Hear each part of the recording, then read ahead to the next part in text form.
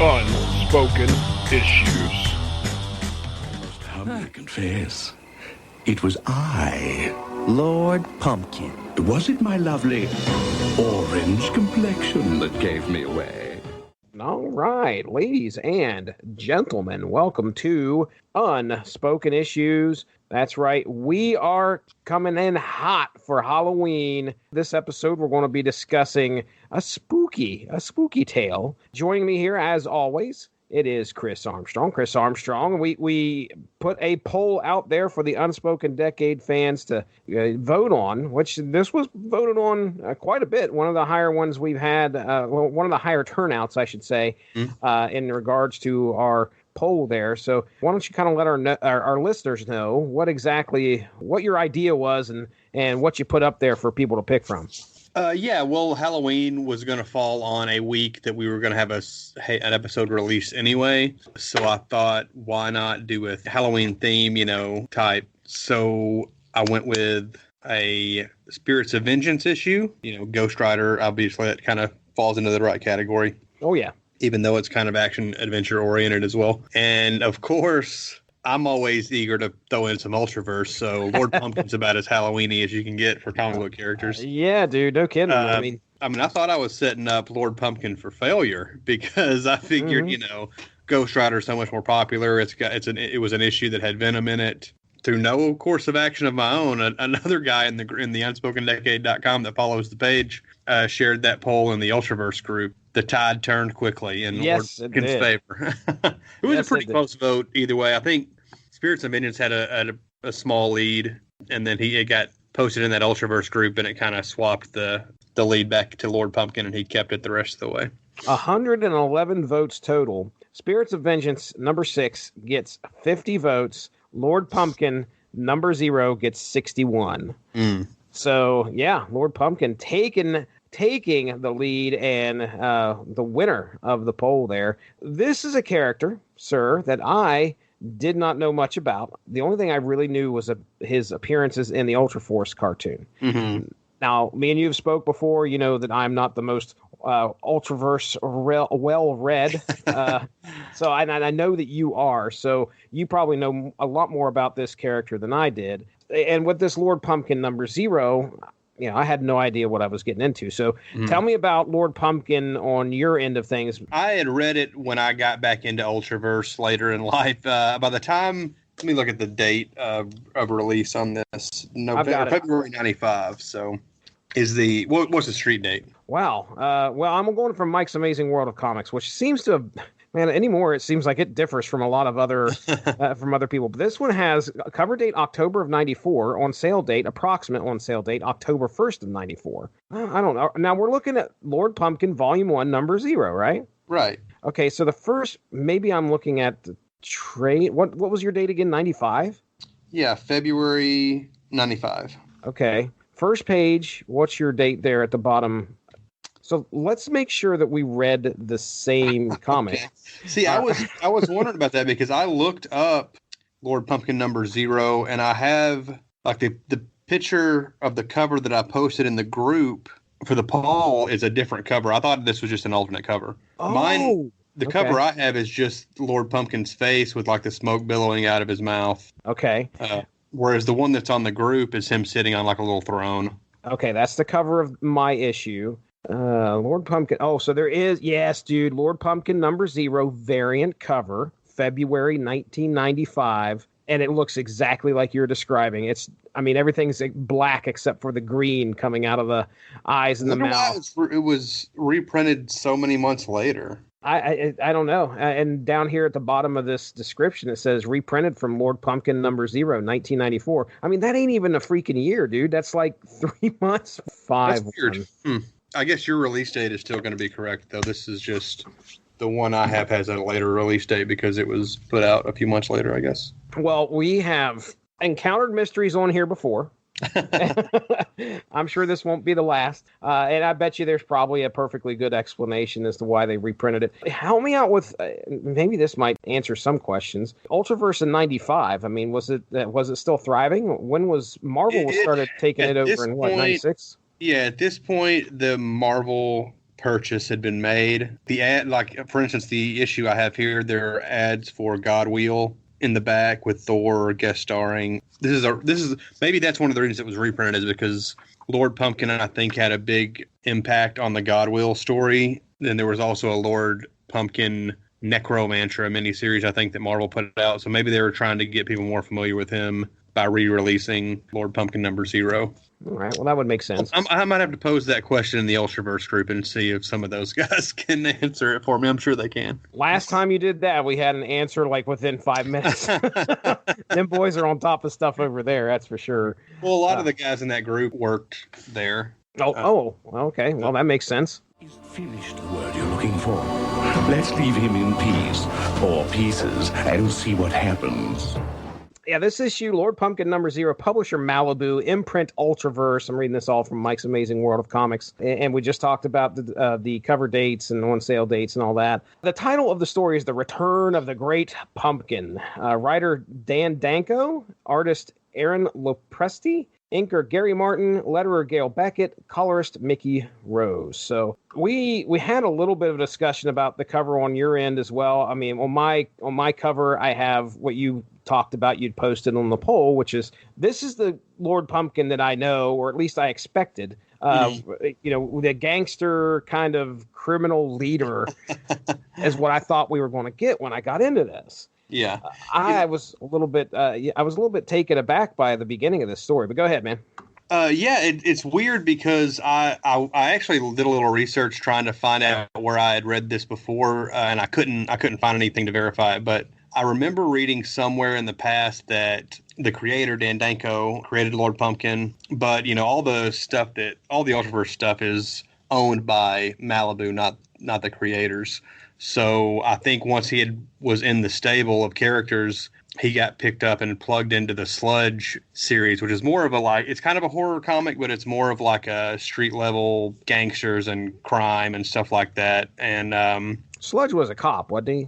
He was a bad cop before he became Sludge, yes. Okay. All right. And I remember reading somewhere where the creator wasn't really happy with the way they used him because he saw him more as like a fantasy type character, and he didn't think that it fit in well with the Sludge stuff. But I thought that was a cool angle to have that kind of a character in and mingling it in with the crime noir type stuff.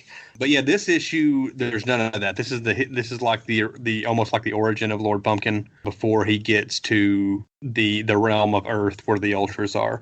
It opens up in like a medieval times. Well, actually, it opens up with him waking up in a landfill as a garbage man, basically. Yeah. And when you say garbage man, we say a man like almost made completely of garbage. Yeah, exactly. Made out of garbage with a rotten pumpkin head. It quickly flashes back to like a medieval times conflict with some knights invading Lord Pumpkin's castle.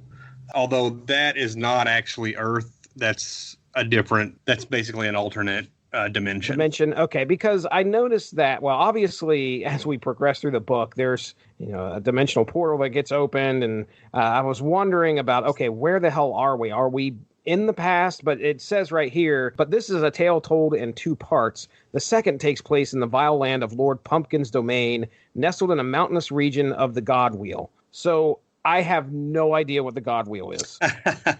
I had no idea what they were talking about, but as the book progressed, I kind of figured out that it was like a separate land almost. Mm-hmm. I don't really remember a ton about Godwheel because that's part of the Marvel era of Ultraverse, which had a few okay things. Some of the Prime stuff was all right in that era. Some of the Ultra Force books were okay. But a lot of that stuff I don't care for. A lot of Ultraverse fans don't care for the Marvel stuff.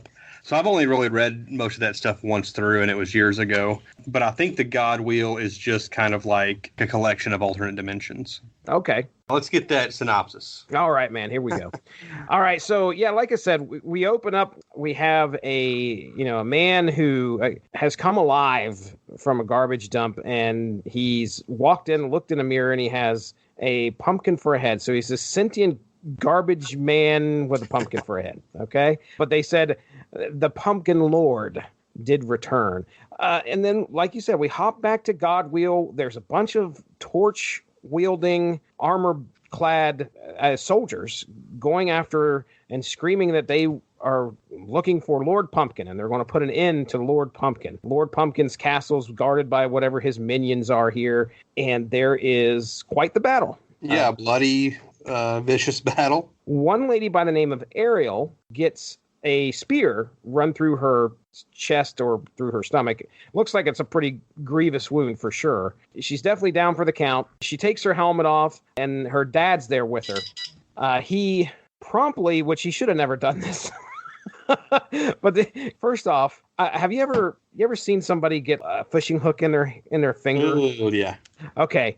All right. Now, the point of a fishing hook is that it's barbed. Right. So running it out or trying to pull it out is not good. And if you look at this woman's, Ariel's dad runs over, and this spear is barbed. Mm-hmm. And he on both ends. Yeah, he proceeds to yank it up out of there. But anyway, she's still alive. I thought she died, but she's still alive. And as he's holding her in his arms, out of nowhere, this is where I got confused, because I was like, oh, if we're in the medieval times, what the hell's going on? This checker suit, gangster-looking, like Mr. Mitzelplix shows up. I mean, I don't know the best way to describe him. He's pale. He's green. He's definitely taller than Mr. Mitzelplix, but he's got this gangster look to him. Plus, he's using terminology that would not fit for this dimension. Mm-hmm. He proceeds to tell everybody there, specifically Ariel's father, that, look, you want her saved? I can do that. You want Lord Pumpkin? I can do that. All you need to do is give me your souls. So I don't know if this is the devil. Do you have any idea, any more knowledge about this guy? Not particularly. That's fine. I mean, I have a feeling like I'm sure, or at least it feels like this guy is just, he's definitely the driving force behind this. Say it again. Mr. Mischief, by the way. Mischief? Mr. Mischief. Mr. Mischief. That completely went by me. I didn't see that. I don't know if he probably appears in some later Lord Pumpkin issues. I don't think he had shown up before this point. He seems like a big player for sure. Right. He's obviously important. A lot of these characters and concepts, once Marvel took over, never really came to fruition. So I don't even know if he appeared anywhere else. I assume he did, but it would have been in the Marvel era Ultraverse stuff that I'm not as familiar with. Okay. So Ariel's dad agrees. Mr. Mischief proceeds to take him and all of his soldiers and places their souls into a sword. And in this sword, I'm at the panel where this sword is laying there, and Ariel gets up. She's healed. All right. She's the only one left, but she's healed. And Mr. Mischief walks off, and he says, and remember these two things: never get involved in a land war in Asia. Okay. And don't let go of the sword. And so that's important. It's like, don't feed the mogwais after midnight. Okay. Mm-hmm. There's something's going to happen here at some point. Okay. So then we proceed over into whatever realm Lord Pumpkin or Pumpkin Man. I don't even know if he's going by Lord Pumpkin here. I don't think he is. Not at the beginning. I think this is on the standard Earth. Yeah. Pumpkin. We'll call him Pumpy, because I think that's what Kenny calls him. Pumpy. Pump. Well, yeah, Mr. Pump, Lord Pump. We want the pump. Got to have that pump now. He's become part of the circus. So he's not even looked at as a person. This circus, man. Oh, my gosh. Yeah, I mean, just the drudges of humanity. Yes, it's despicable. So Lord Pumpkin and these other sideshow oddities are kind of kept in cages and brought out to do the acts, which there's an act that he does with these clowns, and the clowns are really cruel to him. And you could tell that, Pumpy's being mistreated. He makes a friend with Kenny. Kenny comes over and kind of spends some time with him and helps him out. I'll tell you one of the most disturbing parts. The most disturbing part of this book is when, like, I don't know if it's the ringmaster or whatever, but it's like he's going around and he's talking to all the people that are in the cages for this circus. And he's talking to Pumpy. I'm going to read this to you. I'm done clowning around with yous. Never forget that I bought you like all the other ultra freaks. So they obviously know that he's an ultra here, apparently. Yeah. Because you ain't good enough for society, especially you. So the next time yous want to whine, just remember that I bought your butt from a junkyard. You're lucky I came along when I did. Now come here so I can tuck yous in. Okay. This is where it gets just, it's horrible. So I assume that Pumpy comes over to the bars and he sticks his billy club in and hits him like 3 times on the head to knock him out so he'd go to sleep. I mean, he definitely beats him. Okay. All right. Well, that's just horrible. I mean, he doesn't go to sleep. But I was sitting there thinking, I'm like, is this an every night thing? Like he's like, come here, let me tuck you in, and he like knocks him completely out. It's just horrible. But anyway, yeah, he's still awake, and that's when Kenny comes in and visits him.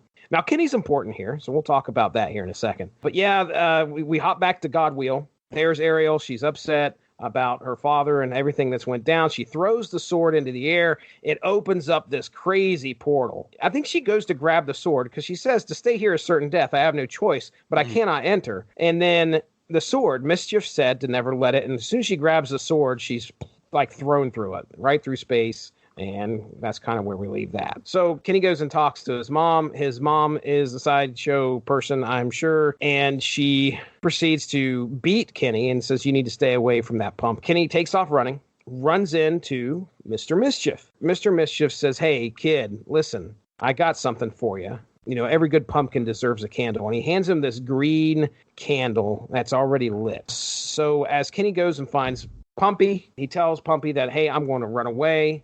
Pumpy says, well, that's fine. You need to get out of here. At least one of us could be happy. Kenny says, oh, hey, by the way, here's this candle. As soon as he gives him the candle, he places it inside Pumpy's head. Pumpy transforms.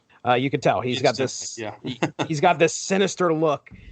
He's got this sinister look on his face, and green smoke coming out of his mouth and eyes. I want to stop here real quick. Do you have any idea what happens? Is obviously the candle changes him. Does he become possessed, or?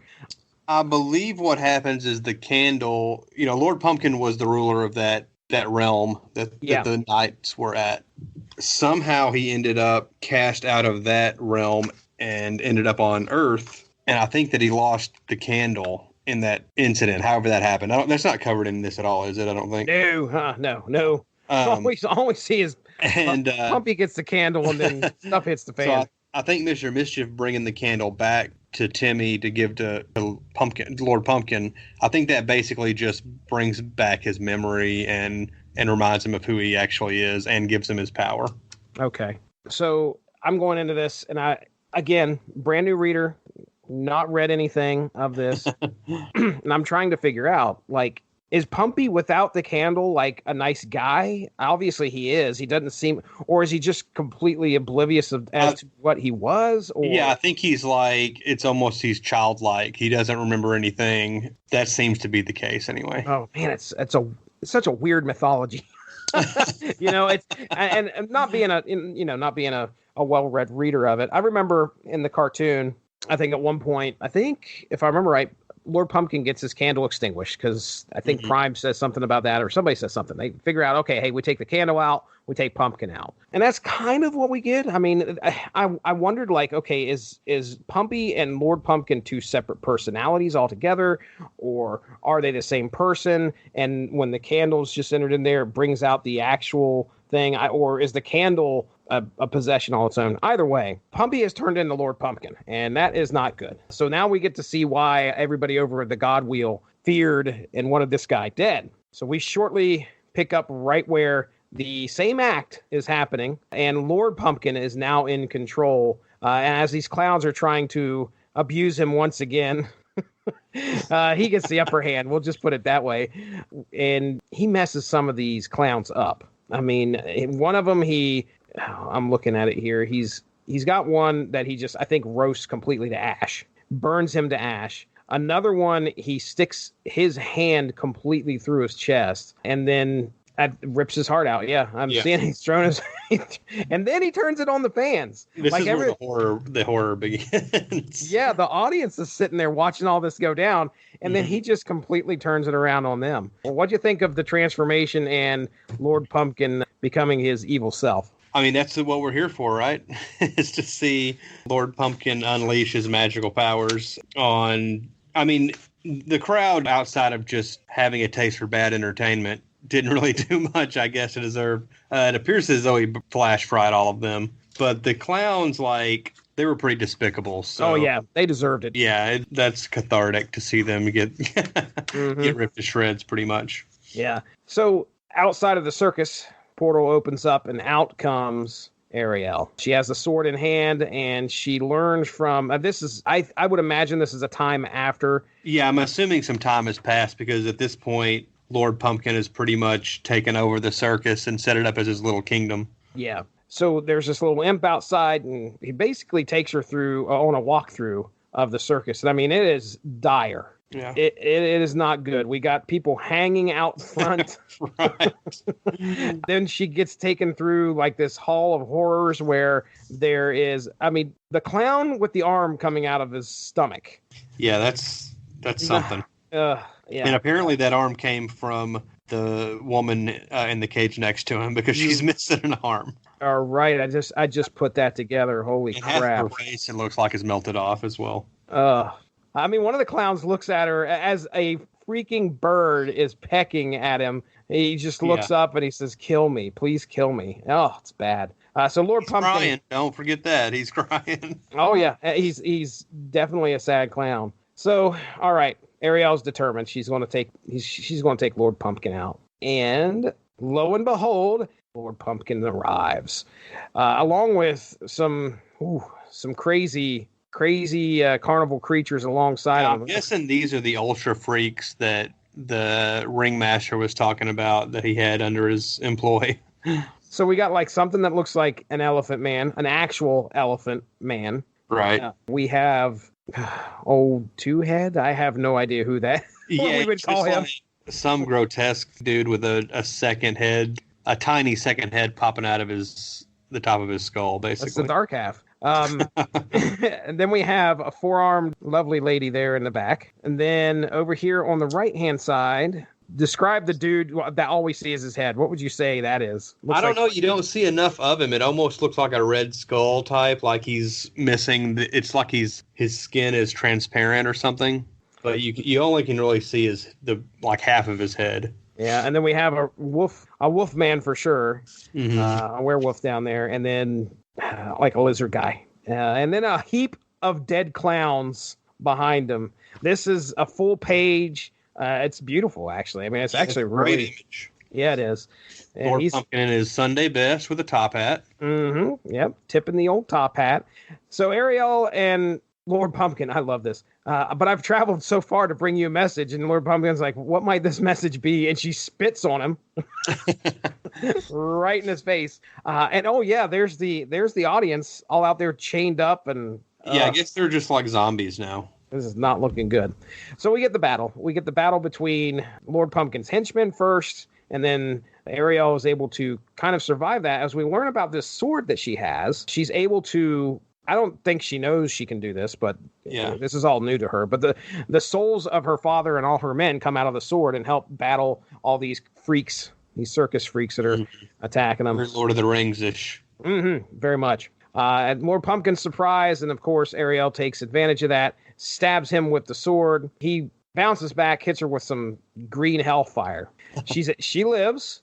She's definitely worse for wear. She falls to her knees in front of Lord Pumpkin, and out of a fit of desperation, she throws the sword right into Pumpkin's open, gaping mouth hole. And it goes right out the back. So I didn't even see this. How did I not see him utter the words "bitch"? My goodness. I did not even see that. Ultraverse on the cutting edge in 1994. So one of the things that Mr. Mischief said, he said, "Do not let go of the sword." And that was her big mistake. When she threw that at him, Lord Pumpkin lays there on the ground, I assume dying. At least he's hurt pretty darn bad. The sword then floats in midair. And as she goes to grab it, she gets sucked. All her dad's friends and her dad get sucked back into the sword. And I think you think she gets tossed back into Godwheel? I assume that's what happens. Okay. All right. So she's gone. But lo and behold, Kenny shows back up. Kenny! And he runs over to Pumpy, his poor friend Pumpy. And Pumpy says, "This is freaky, man. This is kind of grotesque. I understood. I was like, okay, he's going to give him the candle, and Kenny's going to keep the candle safe, and that's what he tells Kenny, because Kenny's upset. His friends on the brink of death, and Lord Pumpkin says, "Look, do me a favor, grab the candle, keep it safe. We'll always be together. Oh yeah, and by the way, to make that bond even more special, here is a seed from out of my mouth, a pumpkin seed from out of his mouth, and I want you to eat it." And he says, okay, so I'm going to read this. It says, "Take the seed, Kenny. If you really want us to be together, eat it. As long as it's inside you, we'll always be together. Always." And that is where we end things with Lord Pumpkin number 0. What are your thoughts here, man? Because I got questions. I really liked it. I like the mix of like the sword and sorcery stuff and the horror elements that they really brought in at the end. I've always thought Lord Pumpkin is a really cool visually, and I mean, he's basically Jack from Return to Oz. It's basically what he looks like. Mm-hmm, yeah. But I think it works well in a superhero universe setting. And this is a pretty meaty. It's about 40 pages. And my copy has, I think, like 3 pages of ads. So it's a pretty lengthy, self-contained story. Mm-hmm. And I'm a big fan of Aaron Lopresti's art. He was the artist on Sludge as well. And he did, he's done a lot of stuff since then. He's still active in the industry. He's been doing a lot of stuff for DC the last few years. But yeah, no surprise, I liked it. Yeah, well. What'd you think? One thing about Ultraverse comics, they are different. Let's try it this way. In the immortal words of Rowdy Roddy Piper, I'm going to get the quote wrong, but just when you think you have all the answers, Ultraverse goes and changes all the questions. This is stuff that I wasn't expecting. And number one, you go into this, it's number 0. So my assumption is, and I could be wrong, but my assumption is they were going to obviously go ahead with more issues after this, if it would have picked up. Well, there was a Lord Pumpkin Necromancer. I think it was like a 4-issue miniseries. And if I read that, I don't remember anything about it. Okay. I may not have even read that yet, because a lot of the Marvel stuff, as I was redoing my collection, a lot of the Marvel stuff, I was like, I'll read that stuff once I have everything. And I'll just go through and start at the beginning and read everything all the way through, because I hear so much bad about the Marvel era, and some of it I've read, and, I can see why. So I may not have actually read that. I do know from a little internet research that Kenny becomes Lord Pumpkin. He eats the seed. It makes sense. He morphs into Lord Pumpkin. I'm guessing that's why he told him to, eat the seed and hang on to that candle and make sure it's handy. So he becomes the new Lord Pumpkin down the road. I'm curious if the Lord Pumpkin number 0 is just setting things up for Marvel era Lord Pumpkin, because there's no room for the previous Lord Pumpkin stuff to have happened. Like, if this was the origin of Lord Pumpkin and Kenny becomes Lord Pumpkin after this, it's hard to see where the Sludge issues where he was like the crime boss fit in. So I wonder if that stuff was retconned, because Marvel did do a retcon for Ultraverse once they took over. So I'm wondering if this was just setting up the new status quo for him post Marvel buyout. Okay. I'm going to go back and read some of those Sludge comics and see if I can find out for sure. Okay. But yeah, as the standalone issue, I would say that it took me by surprise. There was a lot of stuff in here that I wasn't expecting, a lot of stuff that I wasn't. You mentioned how they meshed kind of the medieval stuff with Godwheel and the circus stuff that we got here as Lord Pumpkin takes over on the Earth. It was neat. Again, it was like a comic that I hadn't seen in quite a while. And definitely back in 94, 95, this was something that it was unique for its time. Art was great. There's also a lot packed in. Like, it's, close to 40 pages anyway, but also, unlike a lot of comics in the last 20 years, they've become a lot more decompressed. The panels are packed. There's a lot of story to go through in this, 40 pages. And there's a lot of setup too. A lot of setup. Kenny, we got Godwheel, we have the sword, we have Ariel, we have, the circus freaks. I mean, all of that would have been something that you're going to write a series based on, that there's just all those ingredients to make for something that's going to be rising up and becoming a big, nice, decent loaf of Ultraverse goodness. Give me the favorite panel, man. Give me the favorite page. I think I know what it's going to be. I think I know what mine is. It's got to be that reveal of Lord Pumpkin with his henchmen, and he's got the top hat greeting Ariel when she comes back.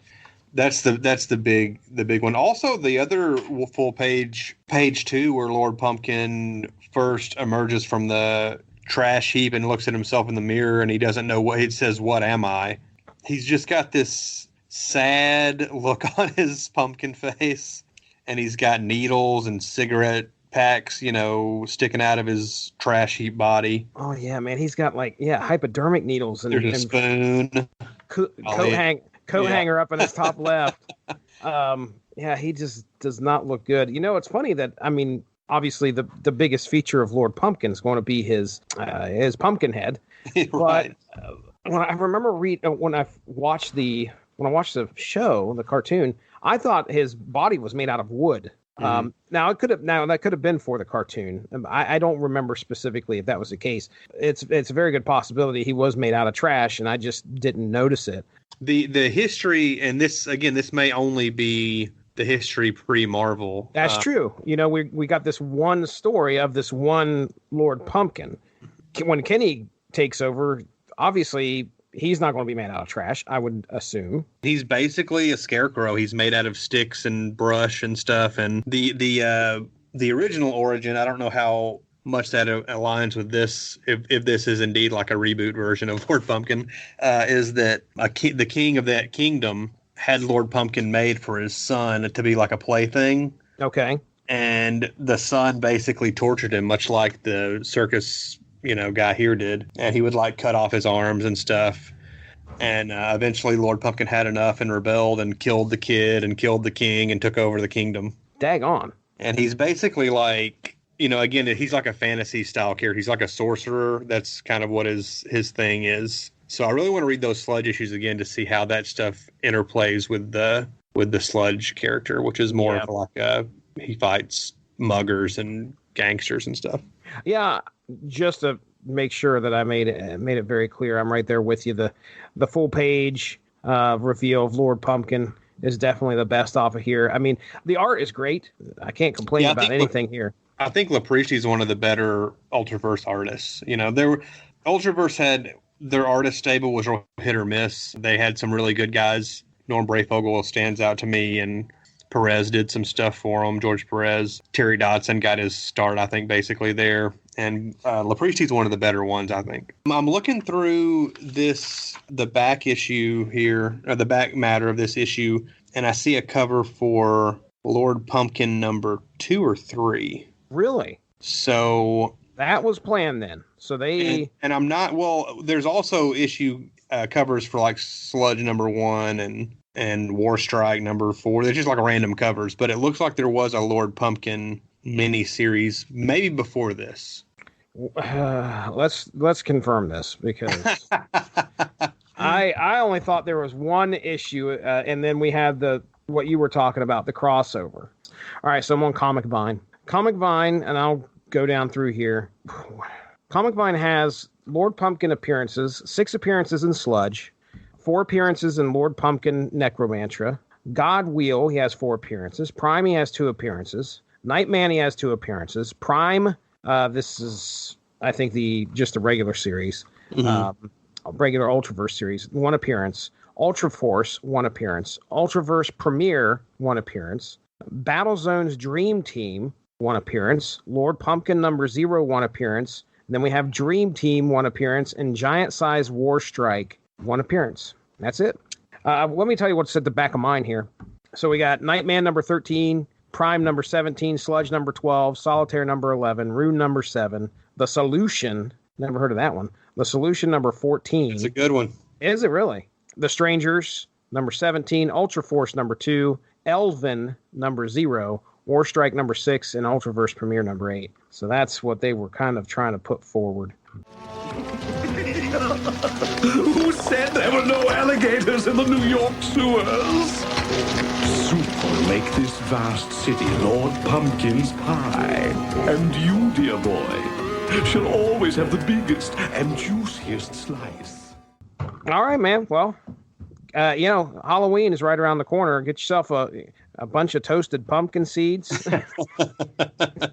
Don't eat them. They'll turn into a little pumpkin. Be like Kenny. Chomp them right up. All right, well, Chris Armstrong, buddy. Let's, you know what? Hold on. Let me head over to UnspokenDecade.com. We do this every once in a while. You can go over to the UnspokenDecade.com. Type in Ultraverse, and I guarantee you are going to find all sorts of great content. We got to cover it. We actually talked a little bit about this last Ultraverse book that we covered, which one was that? Was that Prime? Prototype number 1. Prototype number 1.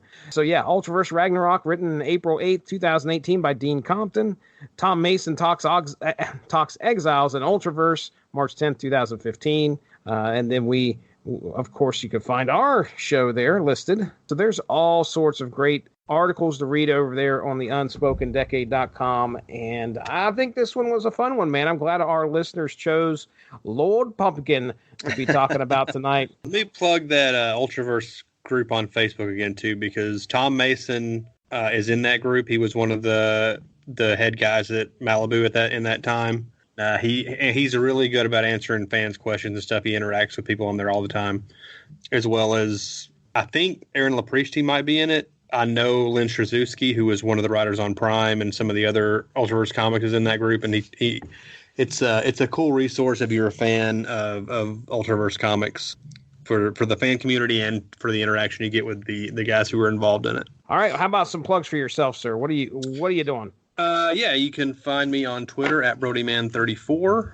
I'm often on Jesse's podcast, which he's going to plug, I'm sure. So you can hear me on there. I know very soon I'm going to be checking out some more Halloween-style shenanigans with Blackest Night. So that's right, man. With source material, the comics podcast we do on the Radulich in Broadcasting Network, the network that hosts Unspoken Issues. We will be discussing Blackest Night. For patron content, I went back and took a look at the first appearance of Black Hand, which nice. It occurred in Green Lantern in the 60s. I made a joke, was so funny I laughed for at least 10 minutes on the episode. And I was the only one on the episode. But anyway, Half Jordan. That's all you got to know. Half Jordan. All right. So thanks to the Radulich and Broadcasting Network for hosting us. And I want to thank everybody out there that listens to the Unspoken Issues podcast. We appreciate it. And don't forget to go over there and give a like to the Unspoken Decade Facebook page, because if you want to kind of guide us on the issues that we're going to be discussing, we have a poll that goes up. I don't know. Whenever we figure out what issues we're going to put up there, we will set 2 issues against each other. And it's up to our fans of the Facebook page to vote which one they would like us to cover. So I know that in the works, our plan is to record with Dean Compton. We're going to be discussing an Alan Moore issue of Supreme, and the next one is going to be, I think it was the last issue of Transformers. I can't remember who won. It was between Transformers and the last issue of G.I. Joe, but I don't know if I saw who the winner was. All right. Well, you know what? I'm not going to waste time looking for an answer for that. You guys will just have to wait till the podcast comes out to find out who won, or go to the Unspoken Decade Facebook page, check it out there, and give it a like. And you could probably go down through the posts and find it. So, all right. Well, I think that's it. Follow me at Stiznarkey on Twitter if you do so wish. We appreciate each and every one of you. We will talk to you soon. Thanks for listening to Unspoken Issues. For Chris Armstrong, I'm Jesse Starcher. Have a great one. Bye-bye. Ultraverse forever.